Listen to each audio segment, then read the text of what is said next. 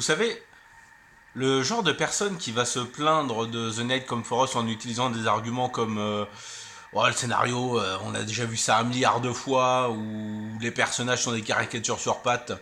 Pour moi, c'est le même genre de personnes qui vont se plaindre de la qualité des dialogues dans un film porno, par exemple. Ou le même genre de personnes qui ont délibérément branché leur machine à laver dans la cuisine, alors qu'il y avait la place de la brancher dans la salle de bain. Ça veut absolument rien dire, mais c'est exactement ce que je pense. 3 tahun gue jadi mesin pembunuh mereka. Nggak kehitung pembantahan yang udah gue lakuin. Kalau lo sudah dilantik menjadi seorang seksis, hukumnya mutlak. Jangan pernah mengampuni. Tapi di saat itulah gue melihat satu kehidupan kecil yang sudah di ujung tanduk. Mungkin, mungkin aja gue bisa merubah takdir gue.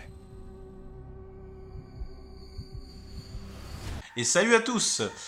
Une vidéo un peu tardive, hein, le film est sorti depuis une bonne année et demie, mais voilà, il fallait quand même en parler.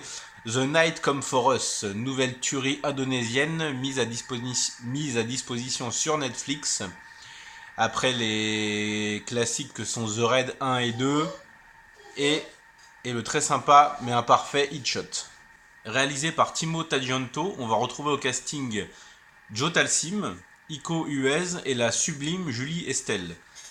Le film nous raconte l'histoire d'un tueur en faisant partie d'un gang appelé les Sept Mères, composé d'assassins surpuissants, qui lors d'une mission refuse de tuer une petite fille et décide de s'enfuir avec elle et va évidemment se retrouver traqué par ses employeurs, ses collègues, etc. etc.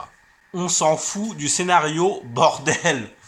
Franchement, non, j'irai pas jusqu'à dire que ça a aucune importance. Quand on nous vend un film comme The Night Come For Us, où l'action va prévaloir sur le reste, on peut pas faire la fine bouche et dire que le scénario est naze. Je suis désolé. C'est comme dire que... Je vais pas encore parler de porno, mais c'est comme dire qu'il y a trop de porno dans un film porno. Depuis combien d'années on n'avait pas eu un film aussi violent, aussi gore, aussi jusqu'au boutiste, où les scènes d'action sont interminables?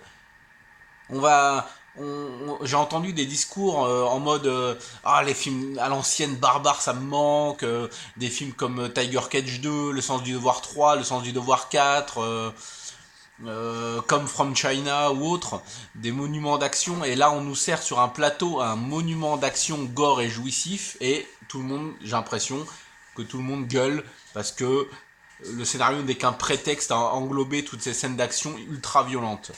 Mais à quoi vous vous attendiez, les gars?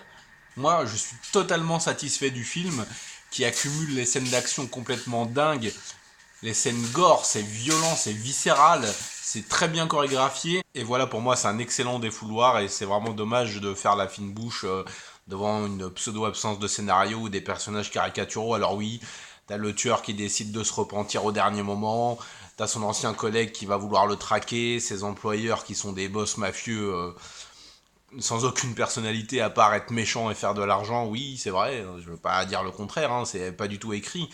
Mais au final, c'est des personnages fonctions qui sont juste là pour se prendre des crocs de boucher dans la bouche, ou des coups de rasoir dans la gorge, ou se faire arracher les doigts, ou...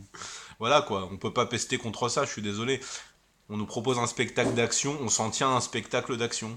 Julie Estelle, elle est magnifique et elle brille une nouvelle fois par son charisme.